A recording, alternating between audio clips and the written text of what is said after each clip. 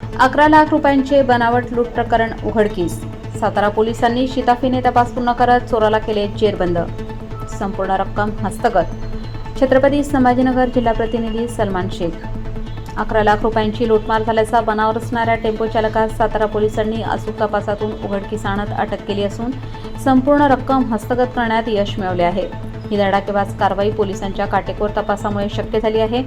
तक्रारदार अमन कृष्णा अग्रवाल वय 35 वर्ष, राहणार बीड बायपास यांचे स्टेनलेस स्टील पाईप विक्रीचे दुकान असून मालेगाव व मेकर येथून मालाच्या बदल्यात घेण्यात आलेली एकूण 11 लाख रुपये रोख रक्कम चालक राहुल अशोक चव्हाण, राहणार औरंगाबाद यांच्याकडे होती.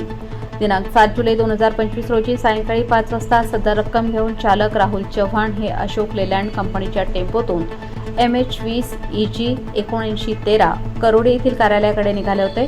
मात्र त्यांनी पोलीस ठाण्यात फिर्याद दिली की सुधाकर नगर सातारा येथे 4 अनोळखी इसमांनी मोटारसायकलवर येऊन चाकूचा धाक दाखवून पैसे लुटले.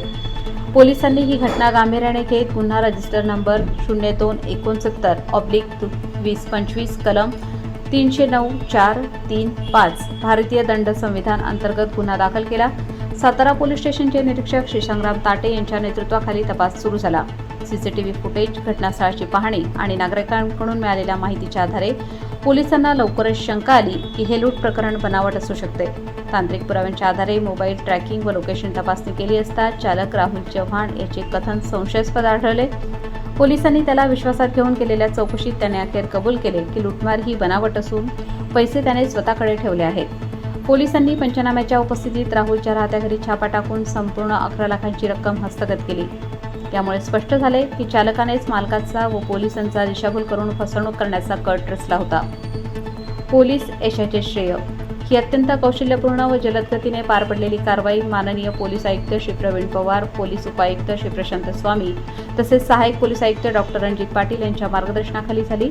ही यशस्वी कारवाई पोलीस निरीक्षक श्री संग्राम ताटे, पोलीस उपनिरीक्षक अमोल कामठे, रामकृष्ण काळे, सरफौ अण्णासाहेब सातदिवे, पोलीस हवालदार जगदीश खंडाळकर, रवींद्र राऊत, महाराष्ट्र पोलीस हवालदार सुनीता कोमलाडू तसेच गुन्हे शाखेचे पोलीस उपनिरीक्षक श्री संदीप साळुंखे व त्यांच्या टीमच्या अथक परिश्रमामुळे शक्य झाली.